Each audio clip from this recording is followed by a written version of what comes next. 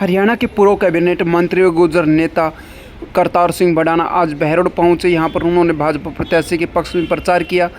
बहरोड पहुंचने पर बीजेपी नेता व कांग्रेस व गुर्जर नेता भडाना का बहरोड के भाजपा नेता रमेश गुर्जर के नेतृत्व में बड़ी संख्या में समाज के लोगों ने स्वागत किया। इस दौरान उन्होंने कहा कि वह समाज के हक के लिए लगातार कार्य कर रहे हैं। इस बार वह बीजेपी सरकार से समाज की जो मांगें चल रही है उनको मनवाने का काम करेंगे और समाज हक के लिए कार्य करेंगे।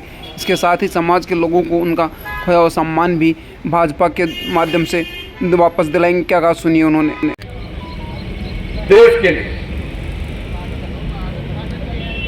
क्योंकि प्रधानमंत्री जी के अगर हाथ मजबूत नहीं होंगे तो जो उनका एक लक्ष्य लेके चले हैं वो कभी पूरा नहीं हो पाएगा।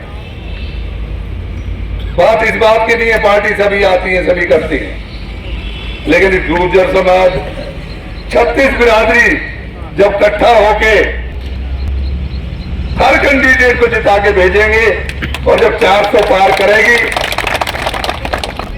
तभी वो काम हो पाएगा जो प्रधानमंत्री जी चाहते हैं, जो उनके दिल में ख्वाहिश है।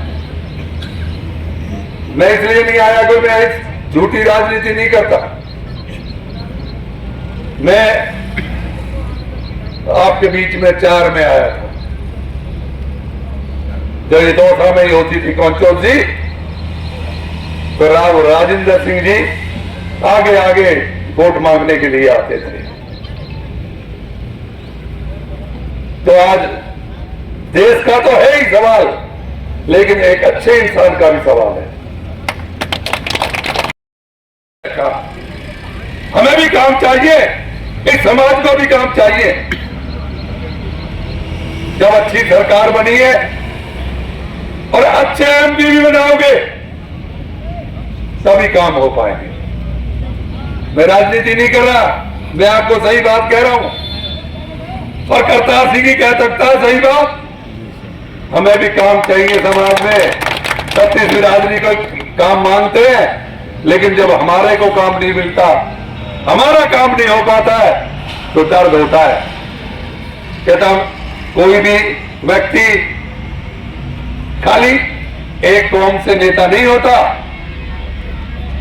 लेकिन बेटा जब अच्छा कौम का होता है जब भी कौम तरक्की करती है।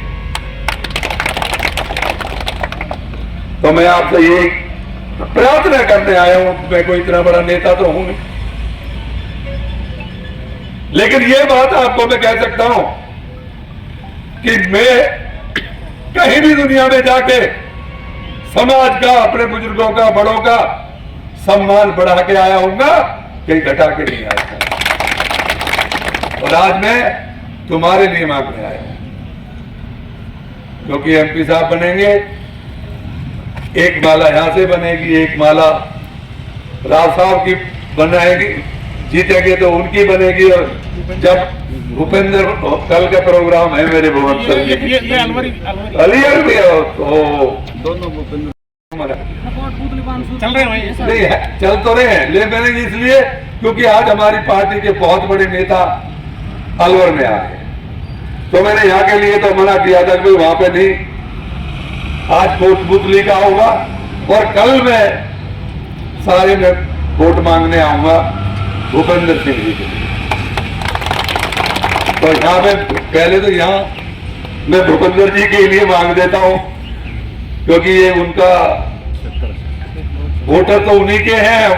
तो मैं कल, लेकिन मैं ये भी है कल भी मेरे प्रोग्राम है तुम्हारे पास, ये 2-3 दिन मेरे लिए लगा देना, पूरे 5 साल तुम्हारे काम करवाऊंगा एनजीओ, क्योंकि मैं उनमें से नहीं हूं। मैं अगर किसी के लिए वोट मांगने आया हूं तो उनसे यह भी वादा लूंगा कि मेरे समाज का और मेरे लोगों का काम होना चाहिए, मुझे और कुछ नहीं चाहिए। तो मैं उनके लिए, और सही बात तो इस देश के लिए, इसमें सवाल नहीं है, इस देश के लिए वोट मांगने आया हूं कि अगर मोदी जी 400 पार करेंगे तो ऐसा आगे करेंगे जो शायद कोई देश में, दुनिया में कोई और देश नहीं कर पाएगा, जो मोदी जी करके जाए। तो आप मुझे ये विश्वास दिलाओ, मैं इतना बड़ा नेता नहीं हूं, पर अच्छा बेटा हूं बुजुर्गों का, अपने हम उम्र का अच्छा भाई हूं। और मैं आपसे वोट मांगने बाबा जी पे पहले प्रार्थना करके आया हूं। बाबा की खोड़ी पे गया था, इसलिए थोड़ा लेट भी हो गया, क्योंकि वहां से मुझे अलाव ही नहीं करता, क्योंकि अगर इधर को गुजरना है तो बाबा के जाना था, क्योंकि मेरे को तो उन्हीं की दी रोटी है और बाकी आपकी समाज की है। ये हाथ उठा के दो हाथ उठा के बात कर। बहुत बहुत धन्यवाद। मैं आपको फिर अपनी तरफ से एक वादा करता हूं कि जब भी कहीं करतार सिंह के पास आओगे, आपको लगेगा आपके बेटे और भाई के पास गए हैं, और जो और कुछ भी नहीं होगा तो सम्मान करके भेजूंगा, गदगद होते हुए चले आओगे। भारत माता की। मैं इतना बड़ा नेता नहीं हूँ, संदेह हुआ, लेकिन मैं इतना आपको विश्वास दिलाता हूँ कि मेरे समाज के और 36 बिरादरी, क्योंकि सम्मान को सम्मान मिलता है। मैं जो भी 40 साल से जो भी लोग मुझे इस उम्र तक मिले, जो मेरे से मिला उसका सम्मान किया है, और वो कभी भूलता नहीं है मुझे। इसलिए मैं भारत के लिए वोट मांगने आया हूँ, प्रधानमंत्री जी के लिए वोट मांगने आया हूँ, और क्योंकि दोनों कैंडिडेट हमारे ऐसे हैं कि वो हमारे जो कार्य नहीं है हुए हैं वो भी वो करवाएं, और मैं अच्छे लोगों के लिए वोट मांगने के लिए आया हूं। और मुझे विश्वास है कि, और तो ज्यादा नहीं कहता मैं, लेकिन मेरी कौम सम्मान देती है और मैं कौम के लिए ही जिंदा हूं। आज तक जो भी काम किया है समाज के लिए किया है, अपने लिए नहीं किया।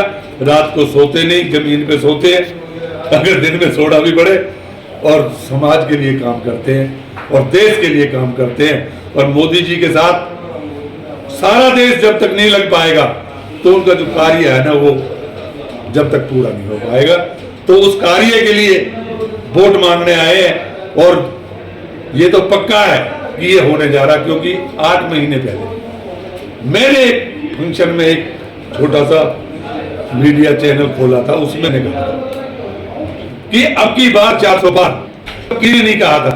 और जब कोई नहीं कहता था, पूरे 5 राज्यों में से 3 राज्य बीजेपी आएगी, मेरा मजाक उड़ाते थे जब मैं ये प्रूफ है।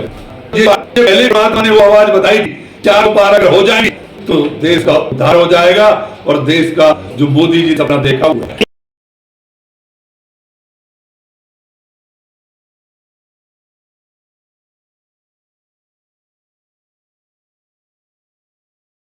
अच्छा जीवन जीने के लिए, और वो तो सरकार ने वादा भी कर रखा है, वो करेंगे। इसी भरोसे पे मैंने राजस्थान में लंबे समय आरक्षण को लेकर आंदोलन चला गुर्जर समाज का, कुछ मांगे मान ली गई थी, कुछ अधूरी हैं। क्या आप मानते हैं कि केंद्र में सरकार बनने के बाद पूरा कर पाएंगी?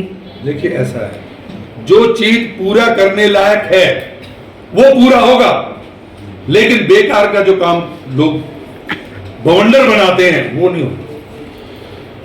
मैंने पहले भी कहा था कि आरक्षण की बजाय हमको एसटी में कर दो। उस टाइम 4 से जब 17 हमारे समाज के लोगों ने कुर्बानी दी थी, उसी टाइम में दी, पर नेताओं की कुछ गलती रह जाती है। सरकार करना चाहती है। मैं बीजेपी में था तब, वसुंधरा को जो आडवाणी जी ने वहां से बोला था, मैंने कहा था उनको, वसुंधरा जी को, कि आप तो गुजरों की समधन है, इन गुजरों का भला कर दो, इस आरक्षण को दे दो। वो कहने लगे भाई आरक्षण की बात नहीं है, ये राजनीति में फंस गई है, इसलिए वो नहीं हो पाया। नहीं तो शायद आज बहुत आरक्षण मिल गया होता तो मेरी कौम का बहुत उद्धार। उस टाइम पे वसुंधरा पार्टी के हिसाब से काम कर रही थी।